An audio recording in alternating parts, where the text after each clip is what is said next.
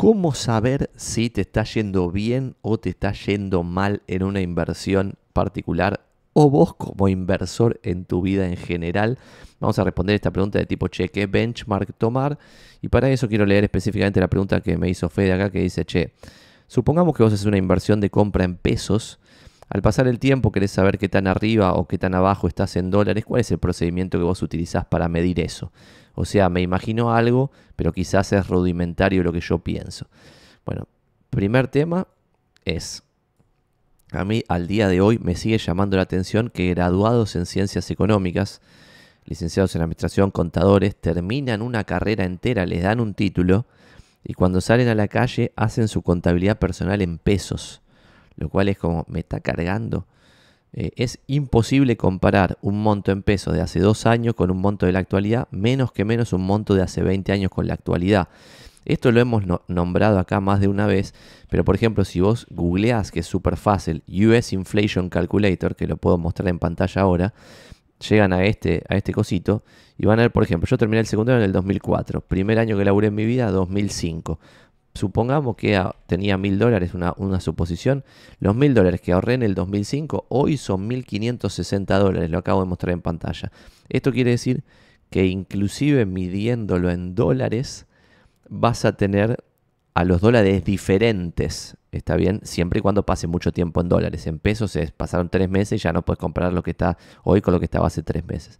Entonces, primer sorpresa o dato de color casi obvio, que supongo que lo que Fede decía de, che, quizá lo mío es muy rudimentario, no necesariamente. Primero y principal es o dolarizar los montos de cada uno de los flujos o llevarlos a oro o llevarlos a algo que más o menos mantenga el valor.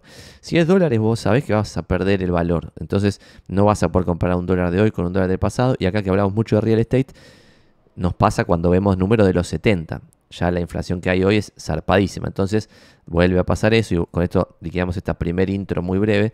Cuando vos ves que en 1970 una persona había comprado por $30.000 una tremenda casa, los $30.000 de 1970 son hoy $235.000. ¿Está bien?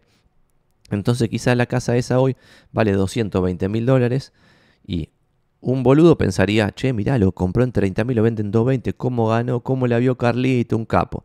Bueno, ese pensamiento está ridiculísimamente erróneo, porque si vos no lo vendés en 2.35 hoy, quiere decir que estuviste perdiendo plata.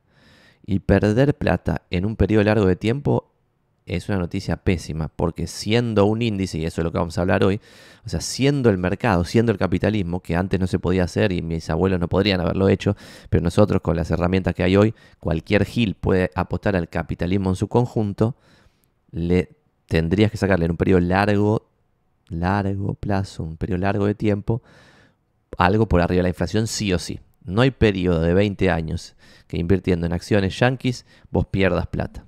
¿Está bien? Este es un dato interesante. Volviendo a la respuesta de la pregunta del amigo Fede, la vamos a organizar en varias cosas. Vamos a organizar en cómo medir una inversión, que lo voy a mostrar con un Excel, contra qué benchmark medirse, pero después voy a plantear un framework que puede ser útil para saber si te está yendo bien o mal a vos como laburante, ahorrador, inversor, todo junto. ¿Está bien? Porque acá hay algo muy interesante, y lo voy a decir antes de empezar con el tema, y es que si vos no venís de cuna de oro y empezaste a ahorrar partecita de lo que ibas ganando en el laburo, y esa partecita que ibas ganando la ahorraste, y ese ahorro lo invertiste en algo, y después eso se empezó a hacer bola de nieve, vos quizás sacás la conclusión errónea de que el Compound Annual Growth Rate o la tasa de retorno de esa inversión compuesta es ridículamente alta, cuando en realidad pasa otra cosa ahí, que es que se está mezclando el laburo, el ahorro y la inversión todo junto, y estás comparando esa mezcla de 3 cosas juntas con un retorno puro y duro de inversión. ¿Está bien? Donde si alguien ponía $100.000 en el S&P, ¿cuánto tenía hoy? Si los ponía en 1970. Eso lo podemos sacar y también se los voy a mostrar. Y no quiero olvidármelo, voy a abrir ahora la pantalla eso, que eso también es súper interesante y lo pueden googlear poniendo, por ejemplo, Dollar Cost Average Calculator. Hay una web que se llama Buy Side que te permite hacer cuentas súper complejas poniendo 3 números en una página, ¿no? Que ahora lo vamos a ver. Entonces vamos a ir parte por parte. Primero, ¿Cuánto uno puede esperar ganar de una inversión? La respuesta es complejísima, pero lo vamos a responder de forma simple. Y es, en una inversión, en un periodo largo de tiempo, es decir, en 20 años o más, o en 15 años o más, vos debieras esperar estar aproximadamente en el 10% bruto antes de impuestos e inflación, en dólares obviamente. Si invertís en una cartera diversificada de acciones de países civilizados, podrías esperar un 3% si invertís en una cartera diversificada de bonos, pero, por ejemplo, en treasuries largas de Estados Unidos. Y podrías esperar, si sos un delirante del cerebro, si te considerás el mejor inversor de la historia de la humanidad, en periodos largos de tiempo sacarle 28% anual compuesto a tu plata. Esto, si ustedes hacen la cuenta, se dan cuenta del nivel de ridiculez que involucra ganar 28% anual compuesto. Eso no quiere decir que una startup, una empresa chiquita, no pueda crecer a índices delirantes. Nosotros crecemos muy por arriba del 28% anual. Pero sabemos que eso no es sostenible en el tiempo. ¿Está bien? Cuando vos sos chiquito, puedes multiplicar el capital más fácil. Cuando el capital se va agrandando, debieras ir cada vez acercándote más al 10. Warren Buffett, el mejor inversor de la historia de la humanidad, cuando era pendejito le sacaba 50%, 100% a su guita por año. Cuando tenía 20 y pico de años le sacaba 50%. Y después, cuando ya se hizo cargo de Berkshire Hathaway, que es la empresa actual, que pasó en los 60, de ese momento hasta la fecha está en 20% anual compuesto y es el mejor retorno que una empresa que cotiza en bolsa le ha rendido a sus inversores. 20% anual compuesto. Ahora está en como 19.5. Obviamente puede cambiar levemente, pero pasaron tantos años que ya no va a cambiar demasiado el total, ¿no? O sea, si entras hoy puedes ganar cualquier número. El futuro es impredecible. Dicho eso, por eso tengo acá la bola de cristal acá atrás para decir siempre que el futuro es impredecible. Entonces, sobre una sola inversión, vos debieras medirte en el largo plazo, no en un año, porque en un año puede pasar cualquier cosa y lo tengo acá anotado para mostrarles qué significa que puede pasar cualquier cosa. Dentro de un millón de temas que quiero que veamos, que no sé si nos van a dar los tiempos, pero vamos a ver si podemos acá. Acá está. Y de paso voy a mover acá la carita. Ah, no, ya quedó bien. El 10% bruto de retorno promedio es un número que va pasando por acá, pero en la vida real, año por año, va pasando esto. ¿Está bien? Entonces, los tres números que acabo de mencionar solo te servirán para evaluarte en el largo plazo. Pero entonces ahí la repregunta de Fede es, che, pero yo soy un pendejo y quiero ver cómo de los 18 a los 20 años me fue con tal inversión.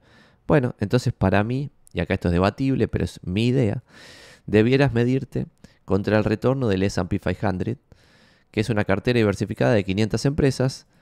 Es un proxy de las 500 empresas más grandes de Estados Unidos. Y si ves acá, por ejemplo, vas a ver 2000, creo que esto es 21, esto es 22, y a esto lo hice la captura antes que termine, antes de que termine el 23, pues ya estamos en el 24, tremendo. Este es el 22, este es el 21, este es el 20. En el 2020, por ejemplo, en un momento vos ibas 34% abajo en esa cartera por, obviamente, el COVID, pero terminó el año calendario en 16% arriba. 2021, 27% arriba. 2022, 19% abajo y en algún momento del año 25% abajo. Y el 2023, al día que hice la captura de este, iba 12% arriba. Creo que terminó un poquito más arriba, no sé, fíjense. Este para mí es el benchmark de una inversión particular si tiene un riesgo parecido a una cartera diversificada de acciones. Si vos estás haciendo un negocio en Argentina, como estoy haciendo yo, por ejemplo, este benchmark es mi benchmark, pero de ridículamente base. ¿Por qué? Porque yo no puedo estar ganándole esto a un negocio riesgosísimo que tiene mucho más riesgo que esto. ¿Está bien? Entonces, esta es como mi recontra hiper base. Pero ahí se entra con este juego de, che, Santi, pero acabas de decir que pretender más de 28% del compuesto y también dijiste que ahora tu empresa está creciendo por arriba del 28%, es delirante, pero me está diciendo que 28 es lo que puedes aspirar a largo plazo. Sí.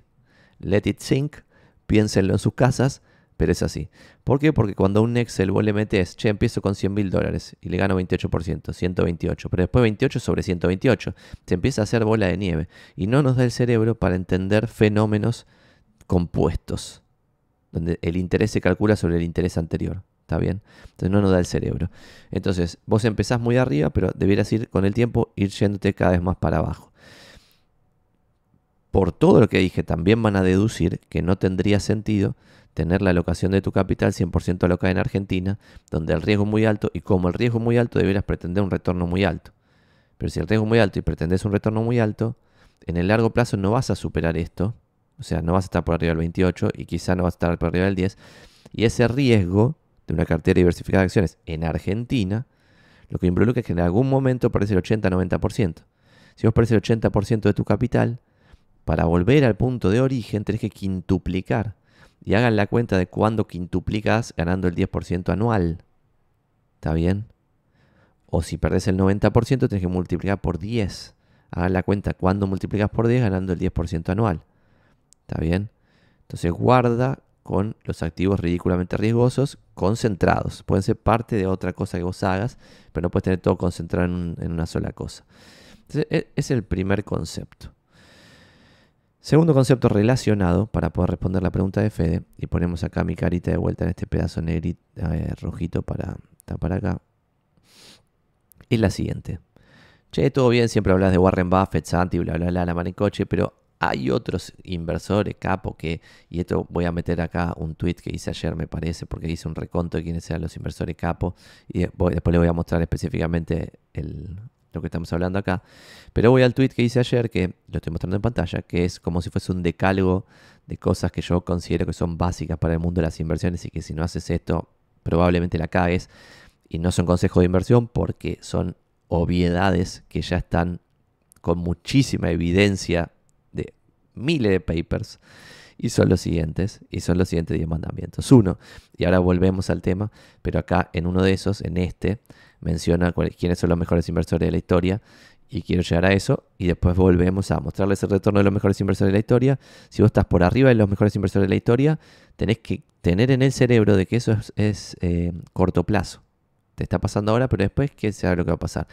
Y si vieron recién el gráfico que mostré, el S&P 500, que debiera ser tu benchmark para una inversión diversificada, ese benchmark en algunos años rindió 30 y pico % anual. Entonces, che, Santi, 28% anual Warren Buffett, el mejor inversor de la historia de la humanidad, y 30 y pico en un solo año el S&P 500. Sí, eso tiene mucho sentido, porque está ahí separando siempre el largo plazo del corto plazo. En el corto plazo también voy a mostrar ejemplos de timba pura y dura, donde se ha ganado fortuna descontrolada. Porque, por ejemplo, si las tasas de interés en el mundo bajan y en algún momento pasan por debajo de cero, como pasó hace poco, y todo ese proceso de baja va acompañado de que la guita cada vez es más gratis, hasta que en un punto es literalmente gratis, bueno, eso lo que genera es que todos los activos especulativos suban de precio. Y dentro de los activos especulativos tenés activos que son ridículamente timba, que también han subido de precio de forma descontrolada. Volviendo a este decálogo de las inversiones y bla, bla, bla. 1. Diversificar en acciones, propiedades y bonos, así como dentro de acciones, dentro de propiedades y dentro de bonos. 2. Diversificar geográficamente. Esto es súper importante. Veo gente inteligente que no está diversificada geográficamente, puede terminar muy mal. En varios países a lo largo de la historia, los inversores han perdido la totalidad de su ahorro. Por ejemplo, en Alemania, en China, en Cuba, etc. Por ejemplo, en China y en Cuba había capitalismo y después no había más capitalismo. Entonces, el día que no hubo más capitalismo, te robaron el 100% del capital. Y por otro lado, pongo acá, en muchísimos países se han sufrido pérdidas casi irrecuperables, de más del 90%. Por ejemplo, en Argentina, en Venezuela, en Zimbabue, en general asociados a procesos hiperinflacionarios, que es también lo que justifica porque en Alemania se perdió la totalidad del ahorro en cierto momento, porque si vos tenías una cartera diversificada de bonos alemanes, te agarraba la hiperinflación alemana y quedabas literalmente tendiendo a cero. Que te da un 0,0000 algo, pero era cero. Eso no había recuperación desde ese punto. Y cuando vos perdés el 90%, para volver al punto de origen tenés que multiplicar por 10. Una locura total si pretendés el 10% anual. Y ahí lo que le pasa a la gente, y acá viene un comentario también muy importante, una vez una persona me había preguntado, che, Santi, tenía, no sé, ahorrado $20.000, me robaron $10.000, ¿cómo hago para recuperar los $10.000? Y eso está mal interpretado lo que está pasando. Pues si a vos te robaron 10 lucas, ya está, ya pasó, pasado. Si vos pretendés recuperar las 10 que perdiste, timbeando, porque no hay otra, para duplicar la guita vas a timbearla. Y eso lo más probable es que pierdas las 10 que te quedaron, no que recuperes las 10 que perdiste. ¿Está bien? Volviendo al decálogo, número 3, componer el capital reinvirtiendo dividendos, alquileres e intereses. Dividendos es lo que te paga invertir en una empresa.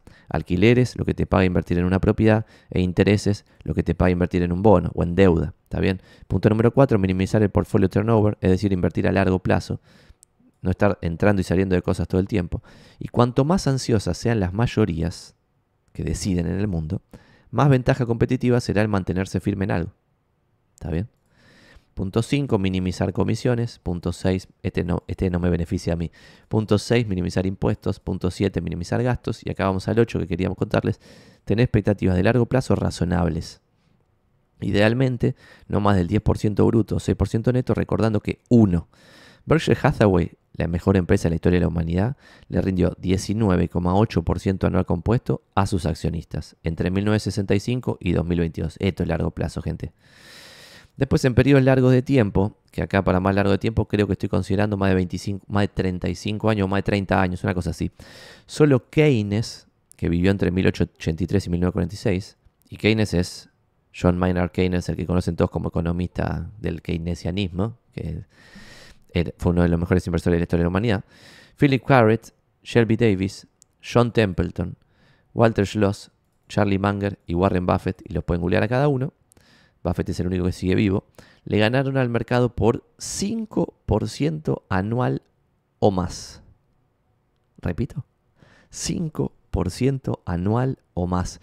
Es decir, si el mercado en el largo plazo de cada uno, no, porque ahora les voy a mostrar específicamente algunos ejemplos. Por ejemplo, a Keynes le tocó la crisis del 30 completa, la peor década para invertir de toda la historia.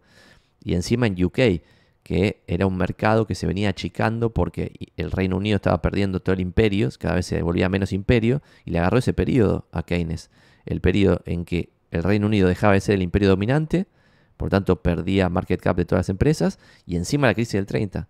Y el chabón igual ganó por arriba del índice, y van a ver lo guaso que fue en ese ejemplo. Bueno, y 5% más que el índice es ser de los mejores inversores de la historia de la humanidad. Y acá yo encontré solamente 1, 2, 3, 4, 5, 6, 7 que lograron por más de 30 años sacarle 5% más. ¿Está bien? O sea, si el mercado rinde 10, si vos le sacás 15, 16 o hasta 20, porque más de 20 no le sacó nadie nunca, bueno, ahí sos de los mejores inversores de la historia de la humanidad. Entonces, cruzarme con una persona que le está sacando un 30% no los ahorros y piensa que eso lo va a mantener por 30 años, ya está, no hay ninguna discusión que tener. Es como ya, no quiero ni hablar más. Aclaración sobre esto. Todos los que están en esta lista son inversores de valor. Googleen lo que es si no saben. Inclusive Keynes, que no llegó a leer a Ben Graham, que es como el padre de la escuela de inversión en valor, pero si leen cómo invertía Keynes, van a ver que él timbeaba al principio, como timbean hoy analistas técnicos y faloperos, que siguen teniendo como si fuese, o sea, es de loco, pero bueno, es como si fuese astrología, sigue estando de moda la astrología, está todo bien. Solo Buffett superó el 20% anual compuesto en un periodo superior a los 35 años. Una sola persona. El único, y acá lo aclaro como para meterle más punch, el único en toda la historia de la humanidad. Dejen de leer por 30 segundos y mencionen eso, lo pongo en el tweet. 20%, no más. En décadas y décadas, no un par de años, una década loca. Y punto 9, decirle no a los futuros, a las opciones, a tomar deuda a tasas altas, por ejemplo, financiarte con la tarjeta de crédito.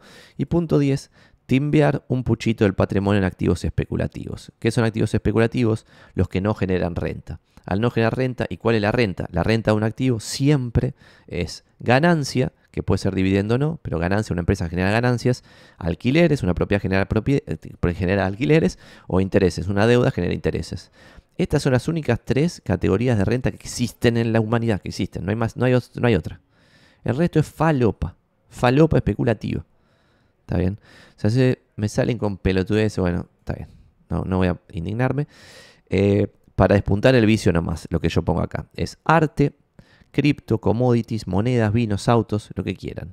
Para despuntar el vicio, no para intentar ganar guita de verdad. Solo un puchito de tu patrimonio, es decir, 1%, ponele. Puede ser 2, máximo 5%. ¿Querés tener el 5% en arte? Está todo bien. Y sí, eso quiere decir que tu auto no puede representar más del 5% de tu patrimonio. ¿Está bien? Es decir, si vos pretendés tener un auto de, no sé, $10.000, que ya ni existe un 0 kilómetro por $10.000, deberías tener $200.000 de patrimonio. ¿Querés un auto de $20.000? Que eso sí existe un 0 kilómetro, deberías tener un patrimonio de $400.000. ¿Querés tener un auto de $10.000? Deberías tener, de $100.000, deberías tener un patrimonio de $2 millones. Eso es lo que yo creo. Eso es el tweet que hice el otro día. Y para poner un poco más de data, vemos acá Keynes, este chest fund de Keynes, ven que le sacó 13% anual compuesto a su plata, en un periodo en el cual, entre 1928 y 1945, el mercado de UK del Reino Unido bajó 0,5 por año. ¿Está bien? En un mercado que bajó, pero miren esto, 1, 2, 3, 4, 5, 6, 7, 8, lo estoy haciendo a propósito para que sea más dramático, 9, 10, 11, 12, 13, 14, 15, 16, 17, 18, creo que son 20 años los que están ahí. En 20 años, el mercado del Reino Unido perdió plata. Es decir, si vos ponías plata en el 1928, en 1945 salías con menos plata. ¿Está bien? ¿Esto por qué pasó? Porque el Reino Unido dejó de ser imperio y le agarró la crisis del 30, doble.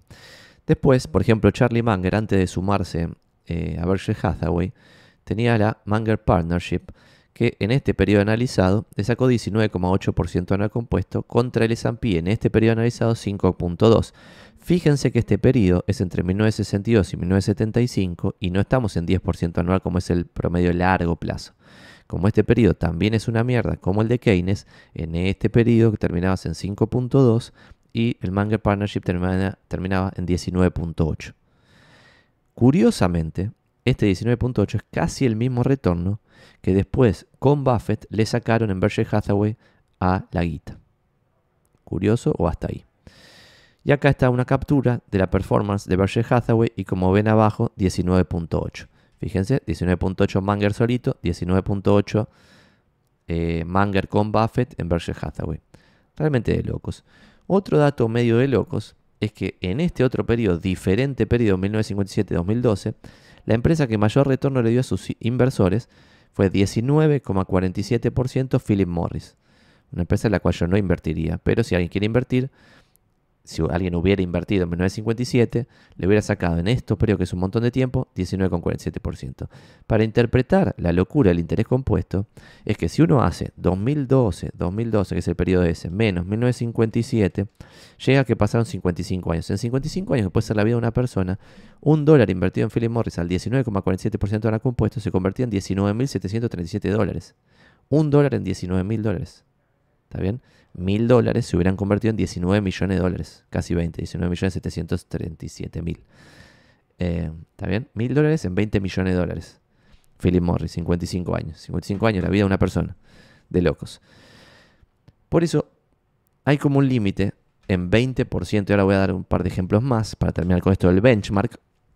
Para mí entonces Fede, o quien esté pensando lo mismo, el ejemplo que uno debiera tomar, el benchmark que uno debiera tomar contra lo que uno debiera comprar, la inversión, solamente la inversión, y ahora vamos a hablar de laburo, ahorro, inversión, todo junto. La inversión solamente sería, yo tomaría el S&P en el periodo que vos, o sea, si vos empezaste el 20 de enero del 2024 a invertir, tomaría también de inicio el 20 de enero del S&P. ¿Está bien? Y si vos el 20 de febrero pusiste guita, pondría en el Excel la guita que pusiste. ¿Está bien? Y lo compararía con qué hubiera pasado si en ese momento también ponía esa guita extra en el S&P. Y me quedarían dos flujos de fondos. Uno de qué hubiera pasado totalmente pasivo, sin hacer un joraca, ponía toda la guita en el S&P. Y otro en el negocito que vos estás haciendo. Sin embargo, hay que ponerle ahí la cosa de riesgo y supongo que no tiene laburo, pues si no va a ir a la segunda parte de este video. Pero vamos a terminar esto para lo del benchmark. 2 o 3 datos de color más. Algunas empresas, también en periodos largos de tiempo, le han sacado tipo retornos totalmente delirantes al dinero, pero asumiendo más riesgo. ¿Está bien? Y acá entra como los twists inesperados. Porque, por ejemplo, si vos invertías en Monster Beverage, la bebida súper conocida, que salió a cotizar en bolsa en 1986, y ponías X guita ahí, del 93 al 95, en 3 años, hubieras perdido el 84,5% de tu dinero mientras el S&P 500 iba subiendo alegremente. O que no me acuerdo qué pasaba esos años, pero quizá si bajaba no bajaba tanto. Y eso, por haberte fumado eso, por haberte bancado 3 años de pérdida, el mercado, o Monster Beverage en realidad, te terminó pagando con un compound annual growth rate del 26% anual compuesto por 37 años. Berkshire Hathaway, a diferencia de eso, la máxima pérdida que vos tenías, hablando anual, no intra-year, pues no tengo el dato, hablando anual, se daba en el 2007-2008, 2 años enteros, perdías el 51%. Y qué loco que en ese periodo el S&P 500, una cartera diversificada de 500 empresas de Estados Unidos, también perdía más o menos 50%. ¿Está bien? Entonces, ¿qué quiero decir con esto? Que esta empresa está demostrando que se puede ganar el doble de retorno que el S&P 500 en general con el mismo nivel de riesgo. Riesgo entendido como volatilidad, que es lo que la gilada cree que es el riesgo. Booking es otro ejemplo donde vos, para obtener un retorno superior al mercado del 10% anual, por 23 años le sacaron Booking 17,7%, pero para obtener ese 17% vos te tuviste que fumar en el año 2000 con el estallido de la burbuja.com un 97,2% abajo. Me imagino que ninguno de ustedes se hubiera bancado esto, ni en recontrapedo, y acá cuando perdían el 50% vendían, o cuando perdían el 60, 70, 80 vendían, y si no vendían en ese momento, cuando perdían 90 vendían, y si no, si tenían mucho huevo, cuando perdían 95 decían ya está, vendían ahí. Y si no vendían cuando perdían el 95, probablemente perdían el 95, y cuando volvía al punto de origen, después de no sé cuántos años, 2 años, 3 años, 4 años, ahí seguro vendían, porque decían ya está, bueno, recuperé, me voy de esta garcha a ver si vuelvo a perder el 97%. Y sin embargo, si se mantenían firmes 23 años, lograban el 17,7%. Yendo a algún ejemplo más, Amazon de vuelta te paga por arriba del mercado en vez de 10%, 14,2% por 25 años, pero del 2020 al 2021 perdías 85,8%. Y Google es la segundo ejemplo, como Berkshire Hathaway, que sin perder mucho más que el mercado en general, te pagó por arriba del mercado en general. Y esto si lo terminás en 2024 en vez de 2022 como está terminado ahí, sería aún más alto el Compound Annual Growth Rate. En vez de 13,1% sería más. Entonces por 20 años vos tenés más del 15% o algo así, habiendo perdido solamente en el 2008, 55%, un poquito más que el mercado en general. ¿Está bien? Entonces ahí tenés 2 o 3 datos de color interesantes, que todo esto tiene el sesgo de que no vas a encontrar ni en pedo ahora, en enero del 2024, el Philip Morris del presente, el Monster Beverage del presente, el Berkshire Hathaway del presente, el Booking del presente, el Amazon del presente, el Alphabet del presente. Muy probablemente no lo veas y estés invirtiendo en Tesla, que probablemente no sea uno de estos ejemplos del presente. ¿Está bien? Entonces está también ese sesgo. Este gráfico, que salió del libro de Best Investment Writing de Meb Faber, es muy bueno porque te muestra qué pasa en periodos largos de tiempo, como siempre digo. Y ves cómo cuando superas acá este periodo de 20, de 30, 30 y algo de años, el único especulador que ha ganado guita fortuna fue Soros. El único. Después cuando vos superás 35 años, como ni siquiera Soros superó ese periodo, no hay ni un solo especulador, analista técnico, analista macro o lo que sea, no hay ni uno solo que haya ganado por arriba del mercado en periodos de más de 35 años. Todos ustedes, yo también, vamos a estar, si no nos morimos antes, más de 35 años invirtiendo, ahorrando e invirtiendo. Si vos empezás a laburar a los 18 y terminás a los 65, ¿cuántos son? 42 años. Entonces 42 años está por acá. De acá para allá solamente tenés a Buffett un poco por arriba del 10%, o sea, es el único que le ganó más de 20% no compuesto a su plata. Y después tenés a estos acá, entre el 5 y el 10. Quizá alguno menos, tipo Templeton, tenés en 4 punto algo. Pero 4 punto algo arriba del mercado es una locura. Es más, ya ser en el mercado en un periodo de 40 y pico de años es una locura. Y ahora lo vamos a ver y con eso conectamos con el próximo tema. Y después voy a ir a esto, que es súper interesante, que es este buyupside.com, donde ustedes pueden poner qué hubiera pasado si yo invertía de tal forma, no sé qué. Un ETF que sigue, por ejemplo, al mercado estadounidense es VTI, que no es un consejo de inversión esto. Ahora me parece a mí que está caro, pero no importa, no hay que cambiar de mercado, whatever.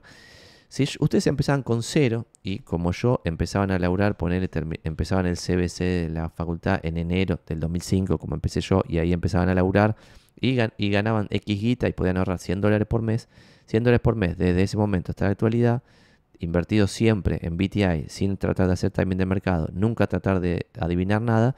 Hoy tendrían con $100 por mes, ahora mismo $76.863. ¿Está bien? Con esta evolución del ahorro invertido. La joda acá es que el ahorro total, lo que ustedes ahorraron con $100 por mes, son $22.900, que son los meses que pasan, 229 meses me parece que pasaron, entre que empezaron a laburar y ahorrar y la actualidad. Entonces fíjense la diferencia clave entre $22.900 y $76.863. Esa es la diferencia entre laburar bien y ahorrar bien, y laburar bien, ahorrar bien e invertir bien. ¿Está bien? Obviamente, esto puede ser aún más delirante si ustedes le ponen cosas más zarpadas como, y si hubiera invertido en Apple, nunca hubiera pasado que vos hubieras invertido todo el tiempo en Apple, hubiera sido una pelotudez total. Pero ¿qué hubiera pasado, por ejemplo, si en vez de $100 por mes, hubieras ahorrado, no sé, $500 por mes? $500 por mes desde que empezaste a laburar hasta ahora y terminarías ahora con $384.000. Y acá entran lo que voy a ir a esta segunda parte del video. Y esto es, uy, perdón, se me está moviendo todo. Tiki, tiki, porque me confundí de pantalla, porque esta es la que estoy proyectando. Ahí estoy. Si usted saca 384 individualmente, lo hubiera multiplicado en pareja, ahorrando $500 por mes, cada uno en pareja por separado, y después cuando se unen, terminás, yo hoy acabo de cumplir 37 años. O sea, terminarías con este ejemplo, en pareja con este ejemplo, en $768.634. Es una locura. Porque yo conozco gente que puede ahorrar $500 por mes, y conozco mucha gente que puede ahorrar $500 por mes, conozco poca gente que a los 30 y pico tenga más o menos un palo. Y que no lo haya heredado, ¿no? Claramente, si no, no tiene ningún mérito. Entonces, acá entra la joda, porque voy a decir dejo de compartir pantalla esto, para contar algún datito extra que es.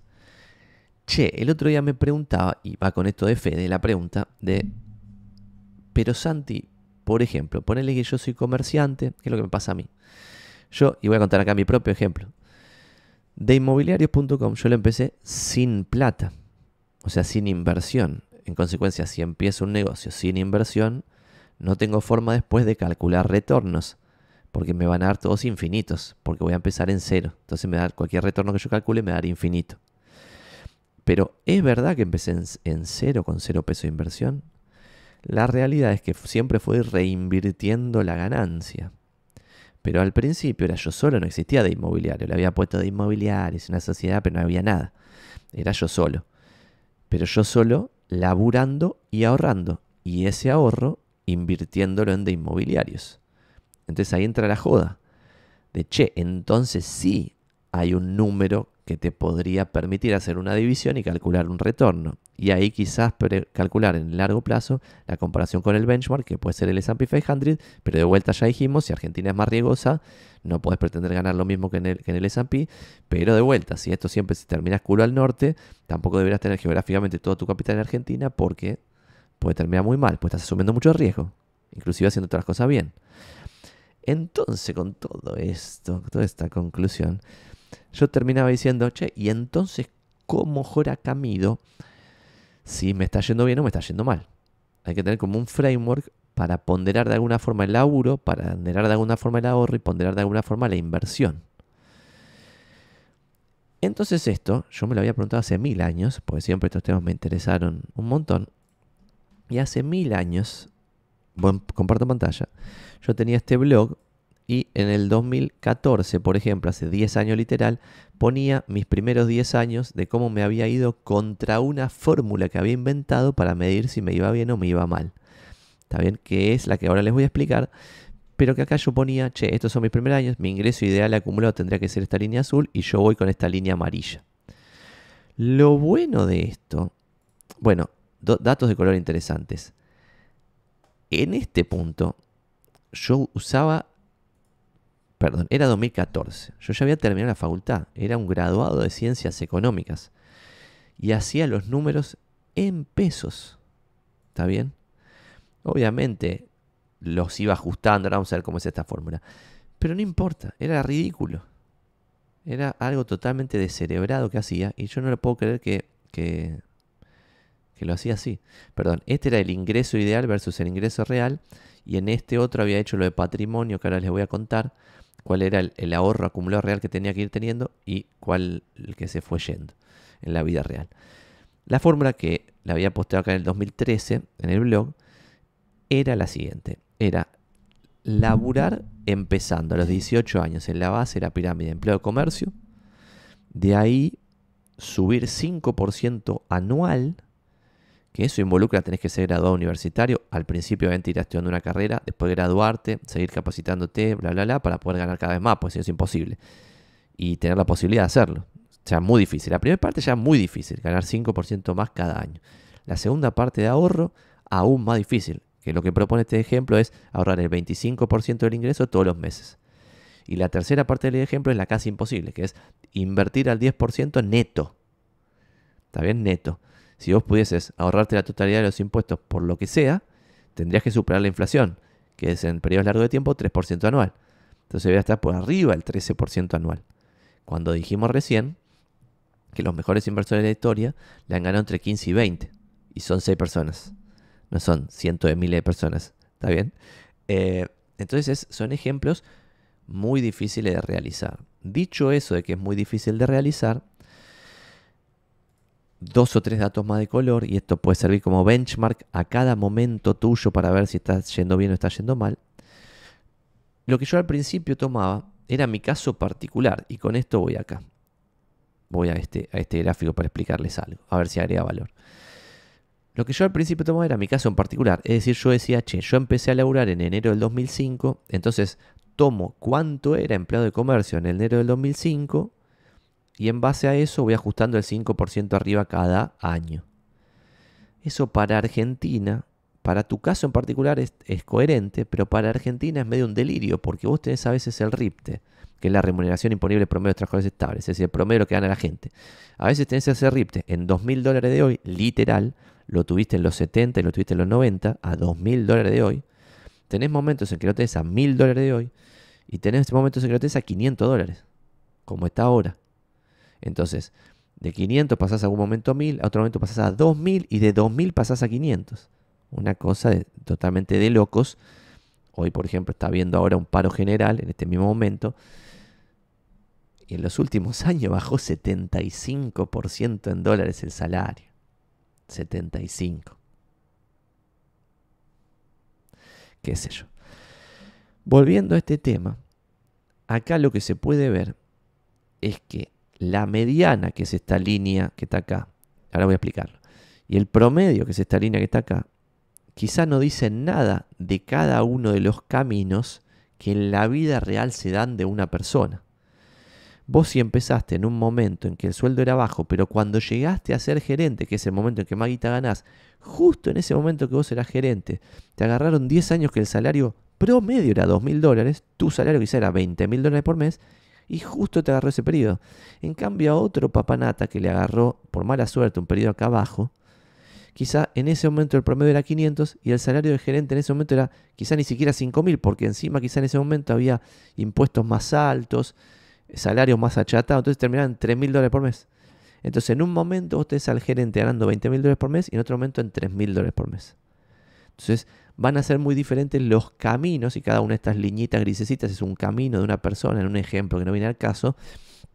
Pero lo loco es como acá tenés un montón de caminos que están ridículamente arriba y un montón de caminos que están ridículamente abajo y el promedio y la mediana en números que no representan a nadie, pero son un fenómeno estadístico. Tipo, está bien, la mediana es esta, como si fuese en el medio de la campana que no existe, y el promedio es este. ¿Por qué el promedio es este? Porque acá a los que les fue muy bien te levantan el promedio ridículamente. ¿Está bien? Entonces, este dato es súper interesante. Ahora voy a ir a algo de la riqueza también que es interesante. Pero entonces lo que yo pienso ahora es que esta fórmula de laburar, ahorrar e invertir, y la repito, la fórmula es cada año ganar 5% más, ahorrar siempre el 25% del ingreso y el ahorro invertirlo al 10% neto anual. El 10% neto anual te da 0,8% mensual. 0,8. Cuando lo compones te da 10. Entonces, a lo que llego acá es a lo siguiente, que debiéramos tomar el RIPTE en periodos largos de tiempo. En los últimos 30 años en Argentina, el RIPTE promedio y el RIPTE mediano está más o menos en $1.100. Y el ingreso de la base de la pirámide de empleo-comercio está más o menos un cuarto abajo que el RIPTE. Eso hoy, no quiere decir que en todos momentos pase eso, pero eso es hoy, es un proxy, algo que tratamos de hacer, pues no tenemos data en Argentina de nada. Entonces, si vos querés hacer como una línea que sea siempre la misma línea y nunca la cambies, y vos te compares contra esa línea, que sería como una línea de súper largo plazo, lo haría de esta forma, empezando en 8.25. Esto es justo, es súper injusto, la vida es injusta, la acabo de mostrar en el gráfico. Una persona está para arriba por 2 golpes de suerte y después ya está para arriba. Y otra persona por 2 golpes de mala suerte está por abajo. Entonces la vida es injusta, 8.25 es el número que para mí hay que tomar en el gráfico para poder hacer un benchmark contra el cual compararse uno. Y entonces ahí empezar a hacer los números que acabo de decir. Si 8.25 voy a ganar el primer año que laburo, el 25% del ahorro va a ser 206. ¿Está bien? 206. El primer mes va a ser 206 ahorro invertido porque no invertí nada. Pero ya el segundo mes voy a haberle ganado 0,8 al ahorro anterior y además voy a haber ahorrado 206 de ese mismo mes. ¿Está bien? Entonces se empieza a acumular acá el capital y se empieza a componer. Obviamente, ya lo vimos también en este video, en la vida real vos tenés años en los cuales el S&P gana 30 y pico por ciento y años en los cuales perdés 50%. Entonces esto tampoco va a ser así, en ninguna de estas cosas va a ser así. Son todos proxies para sacar una línea para después medirte contra esa línea y tener algo contra lo cual medirte. Entonces, bueno, avanzás, haces el cálculo, decís, che, el segundo año cuando laburás, 8.66, tercer año 9.10, cuarto año 9.55, quinto año 1.003, y cuando pasan los años, tiqui tiqui, yo que ya llevo 20 años de después del colegio, hoy tendría que estar mínimo en 2.085, porque empecé en ese 800 y pico y fui ganando 5% más cada año. Sigo ahorrando el 25%, debería ser 521, y en consecuencia con todo ese ahorro invertido a esa tasa del 0,8 mensual o 10% anual, te da $188.000. Si en algún momento te pusiste en pareja y ahora son dos, $376.000. Y el gráfico se ve así. Si sos uno, te pintas esta línea azul acá. Si sos dos, te pintas esta línea naranja acá. Y sobre eso, y esta es la respuesta final, Fede, perdón por estar 41 minutos respondiéndola, sobre esta línea naranja yo me compararía si coincidís con los pseudo preconceptos que hice ahí. ¿Está bien? Que podés no coincidir, ¿no? O sea, podría parecerte una boludez y no lo haces y chao. Pero si esta línea naranja hace sentido para vos, yo me compararía contra esa línea naranja. Y después puedes hacer ejercicio de futuro. ¿Está bien? Y ahora que estoy diciendo esto estaría bueno como si coincidís con esto o hacer algo parecido. Porque vos podrías decir, no, el 5% anual cada año más para mí no aplica, porque yo no soy universitario con posgrado y que con la carrera corporativa donde todo el tiempo puedo ganar más. Pero sí tiene sentido que yo ahorre siempre un porcentaje y tiene sentido que ese ahorro lo invierta de alguna forma, de la que sea. Pueden ser literalmente en ladrillos literales, que después construís algo y con esa construcción la puedes vender y ahí ya convertiste el ladrillo en guita y podés aspirar a ganarle ese 10% anual al hacer esa inversión, que le pone encima, como el monte chiquito y le pone guita y cabeza encima a ese proyecto, quizá debiera ganarle al mercado, porque el mercado es importante cuando tenés millones de dólares y ahí sí no le puedes ganar, que es lo que conté también de Buffett, que cuando era pendejito y juntaba pelotitas de golf para revenderlas, obviamente ahí el retorno era descontrolado. Cuando compraba maquinita de pinball para ponerla en los comercios, el retorno era descontroladamente alto. Entonces cuando vos tenés poca guita al principio, es fácil multiplicar por porcentaje delirantes, es lo que también dije de inmobiliarios. Si yo empiezo en $1, multiplicar a $2 es fácil, a $4 es fácil, a 8, a 16, a 24, bla, bla, bla. A 32, digo, a 64, 128, pero en algún punto cuando ya estás en miles, que ya pasa muy rápido, y después cuando estás en millones, que pasa también relativamente rápido, ya es muy difícil que sigas multiplicando a tasas descontroladas y ahí tenés que entrar en razón. Y si no entras en razón, vas a terminar culo al norte, como le pasa a un montón de gente. Entonces, para mí esta es la línea. Si en alguno de los preconceptos no coincidís, hacé tu propia línea, pero toma tu propia línea como comparable. Y otro ejemplo, para terminar con esto, es esto de BTI, que para mí es súper válido. Pero la joda acá es que es difícil calcular si el monto que vas ahorrando es como que es creciente. ¿Está bien? Esto es fácil de calcular cuando no es creciente el monto. Y dejo de compartir pantalla para mostrarte algo. En vez de BTI, ponele que vos invertías en el S&P 500, tipo directamente en el índice. Y acá también tenés una calculadora, puedes poner 0 y puedes poner que ahorrabas, no sé, $750 por mes desde enero del 2005 hasta la fecha. Calculás los retornos y te da que el ahorro había sido $171.000 y el final value $344.000 en 229 meses, ahorrando $750 ¿Esto está bien? Ah, sí, 344.000 está bien. Y la evolución es esta. Y acá tenés otra línea con la cual compararte. ¿Está bien? Algo razonable que saque vos, que se te ocurra, que digas, che, y esto te lo puedes imprimir y lo pones en un gráfico acá, te lo colgás en un cuadro y es contra lo que te vas a comparar. Che, si yo laburo bien, me formo, cada vez gano más. Ahorro mucho porque cuando gano más guita no aumento mi calidad de vida, sino que voy ahorrando. Y ese ahorro lo invierto y creo que no soy un pelotudo y voy a invertir al menos como el mercado. Eso es muy difícil. Ahora lo voy a mostrar. Dato de color para ir liquidando esto. El inversor promedio en este periodo 2012-2021, cuando el S&P tuvo una de las décadas más delirantes de la historia y subió 16,6%, solo siendo el S&P ganabas 16,6% anual, esto no es sostenible en el tiempo obviamente, el inversor promedio le sacó 3,9%. ¿Está bien? Una cosa totalmente inverosímil, malísima. ¿Por qué? Porque el inversor promedio es malísimo y en general cuando le baja su inversión vende, cuando sube compra. Y tiene un montón de sesgos mentales que le funciona mal el cerebro, a todos nosotros, pero muchos no saben ni cómo manejarlo, y termina en este 3,9 en vez de en este 16,6. Esto para mí es el benchmark principal. Si estás en este periodo, tu benchmark no es 10% anual, tu benchmark en este periodo es 16,6% anual. Y en un periodo que también va a venir de 10 años, cuando sea 2%, en ese periodo de 10 años va a ser 2%. Y si vos lees las cartas a los inversores de Warren Buffett, el mejor inversor de la historia de la humanidad, que las podés googlear poniendo Berkshire Hathaway Letters to Shareholders, vas a ver que constantemente el chabón dice que su benchmark es el S&P 500, es el mercado en general. Y si el mercado baja 40% y él pierde el 20%, ese es uno de los mejores años de la historia. Y esto también es contraintuitivo. ¿Por qué? Porque lo más importante en la inversión es cuidarse de las pérdidas. No ganar más cuando todos ganan fortuna.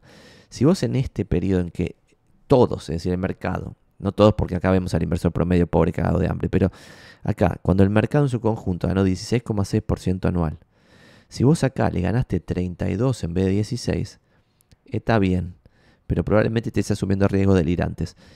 Esto está bien, pero probablemente estés asumiendo riesgos delirantes. La joda es la inversa. En un periodo de 10 años, en que el S&P esté en -1, que hay periodos de 10 años negativos, si vos ahí estás en +3, cuando el S&P está en -1, ese es el deal breaker de tu vida inversora. No el buen momento ganando 30 cuando el mercado ganaba 15. Y eso también es súper contraintuitivo. Y acá vienen 2 o 3 datos de color más interesantes, que son, todo bien Santi, que copado esto, bla bla bla. Ponele, que no lo voy a mostrar acá, pero yo hice un ejercicio de, ponele que vos tenés 30 y pico de años y tenés, no sé, un palo. Estás acá, un palo. Con más de un palo ya estás acá en el 1,2% mejor de, o sea, mejor en guita del mundo entero. En el 1% del mundo, con más de un palo. Y empezás a hacer una cuenta, como la que hice recién, pero en base al futuro, o en base al mercado, en base al pasado tuyo. Que va a estar mal porque probablemente de 0 a 1 millón llegaste multiplicando el capital mucho más de como lo vas a multiplicar de 1 millón a 10 millones. ¿Está bien? Y acá lo loco es ver la pirámide esta, que está acá a la derecha, donde muestra que de 1 a 5 millones tienen 54 millones de personas en el mundo, pero de 5 a 10 millones tienen 5 millones de personas. De vuelta, 50 millones, 5 millones.